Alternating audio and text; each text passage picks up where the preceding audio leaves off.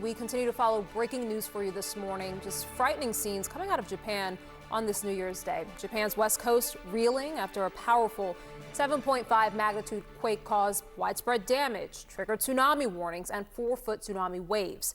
This is the moment that the quake struck just a few hours ago. You see that building crumbling to the ground on the screen's upper left side there. And take a look at the scene from inside of an office building.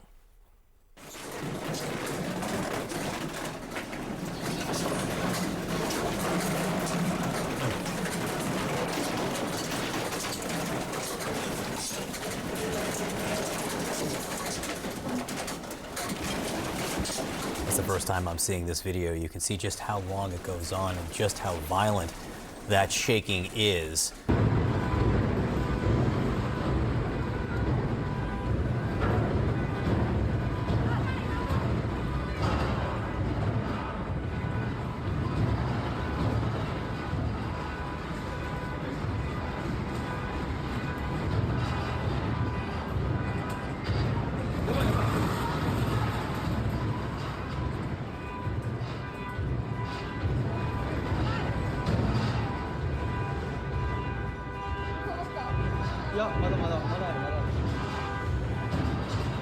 At this bowling alley, you can see people racing for cover underneath the tables there.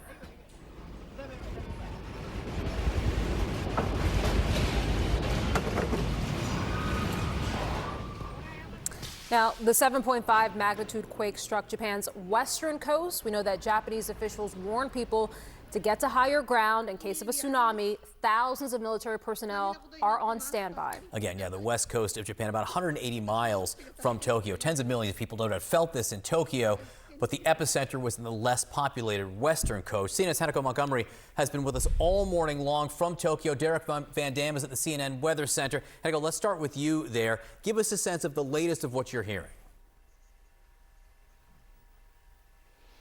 Yeah, of course. So as we know, the tsunami warnings have been downgraded to an advisory. But of course, we're still seeing lots of aftershocks from this very powerful earthquake.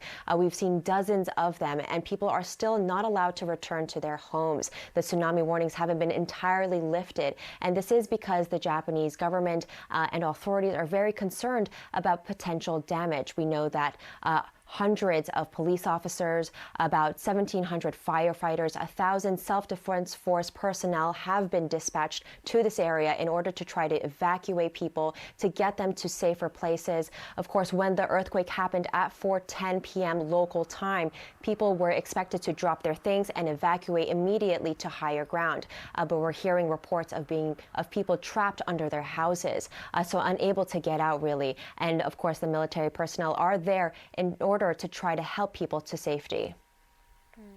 And Derek, let me bring you in here. We know, as John just said, that those tsunami warnings were just removed. What more can you share with us about that? Well, they're still at play, and there's still a threat of tsunamis.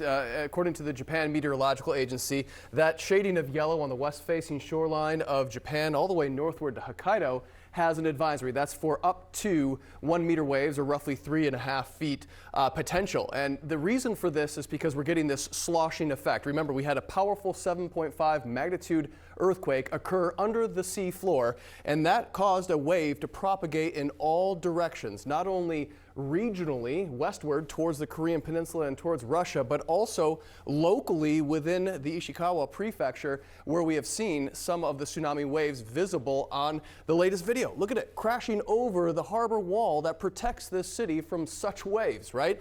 This is Suzu City, and we're going to show you a hyper-local detail of why this is important and give you an idea of what this sloshing effect is like. It's like throwing a stone into your bathtub, for instance, and watching the waves ripple back and forth from the edges back into the center, creating that kind of chaotic wave type feature. Look at this. This is a Google Earth map, and you can see the epicenter of the earthquake was just off of that little peninsula. That's the Ishikawa prefecture. But we zoom in, and Suzu City, where you saw the video just a moment ago, is on the opposite side of where the earthquake actually took place. So that sloshing effect is happening locally as well, bouncing off of the coastline. That's to my south and east. There's the harbor wall that it was breaking over. There's the population densities. And the videos that we've seen really just confirming the narrative out of this area that's getting tougher and tougher to get communication communication because lines are down, but we have seen these waves up to about 4 feet in some locations. Remember, this powerful of an earthquake displaces the ground underneath where the tectonic plates actually meet. They are moving roughly about the same distance as your fingernails grow in the course of a year, roughly 80 to 90 millimeters. That's enough for seismic activity to be on the increase across this region. And guess what? As it happens under the ocean, it displaces that water, creates a wave up top, and then as it reaches the coastline where the population density is actually located, that wave goes up and up and up, and that is why we have this fear of a tsunami, which of course is easing, but there is still the threat. John? Still a threat. Still be on alert there because they are warning that waves could reach 4 feet, and depending where you are, that could create some problems. Derek Van Dam, our thanks to you. Hanako Montgomery, our thanks to you, who's been with us all morning long from Tokyo.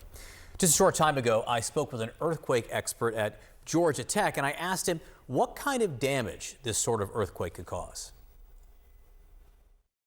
Because of the event of this size, that we expect lots of aftershocks. And as you probably know, houses in Japan are relatively strong. They're mostly wooden building structures, so they can withstand some of the shaking. But if you have continuous vibration, mostly aftershocks, then that could cause some damages.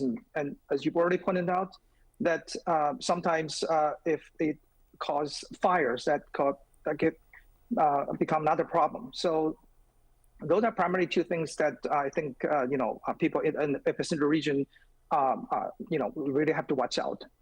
Yeah, again, and I can show people some of the video of the various shaking and damage. This was an island off the coast here. You can see the roads there are damaged and cracked. This obviously makes it difficult to get aid and to get rescue operations underway if they're in any way needed. Obviously, there is more shaking and whatnot in other places as well. And I'm glad you brought up aftershocks because I think in some ways the very term diminishes the threat. These are earthquakes. They may not be as powerful as the initial earthquake, but the repetition in and of itself can be very dangerous. Can you explain that? Absolutely. So one of the things that we know, like you point out, is typically people think that aftershock is smaller than the main event, but there's always a very small percentage. We're talking about maybe like 5 or 10% chance that an aftershock could be larger than the initial event. And in that case, of course, we call the aftershock as the main event, and we call the previous event as the main shock. So things like this could happen, but it's a very small probability, but it's not zero. So that's one thing I like to point out to your audiences, is that the sequence is still unfolding. It's not over yet. Again, we're going to continue to follow developments from Japan. It is the middle of the night there. There is concern that people could be trapped in the rubble of the buildings, even as the tsunami warnings themselves are downgraded. So stay with us for much more information about all this as it comes in.